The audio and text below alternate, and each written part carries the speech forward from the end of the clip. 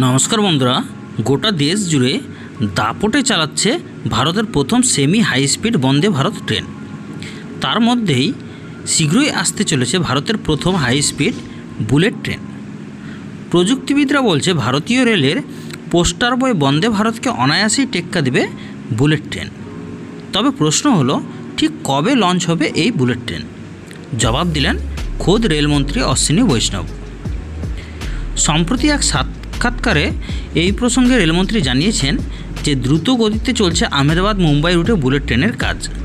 শীঘ্রই শেষ হবে এই রুটের কাজ। রেলমন্ত্রীর কথায় আগামী 2026 নাগাদ চালু হয়ে যাবে দেশের প্রথম বুলেট ট্রেন। আপাতত সেই লক্ষ্যেই এগিয়ে চলেছে ভারতীয় রেল। এই রুটের কাজকর্মের খতিয়ানও দিয়েছেন তিনি।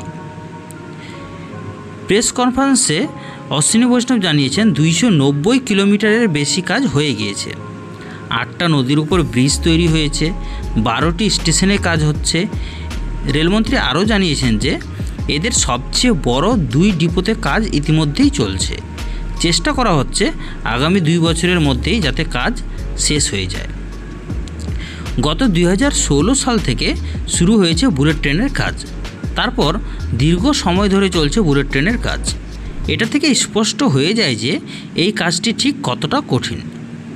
রেলমন্ত্রী আরও বলেন, এর ডিজাইন খুব জটিল, করণের ভাইব্রেশন খুব জোরালো, আর এর গতি একটি দিক। কিভাবে কম্পন নিয়ন্ত্রণে আনা যায় তা খেয়াল রাখতে হবে। একই সাথে গতি, ডাইনামিক্স এই সব কিছুতেই খেয়াল রাখাটাও প্রয়োজন। তো বন্ধুরা, আগামী 2026 সালে যেহেতু বুলেট ট্রেন চালু হয়ে যাচ্ছে রেলমন্ত্রীর কথা অনুযায়ী, তো এই বুলেট ট্রেন নিয়ে আপনারা কে কে এক্সাইটেড রয়েছেন অবশ্যই কমেন্ট বক্সে জানাবেন এবং ভিডিওটিকে বন্ধুদের সাথে শেয়ার করবেন। ধন্যবাদ।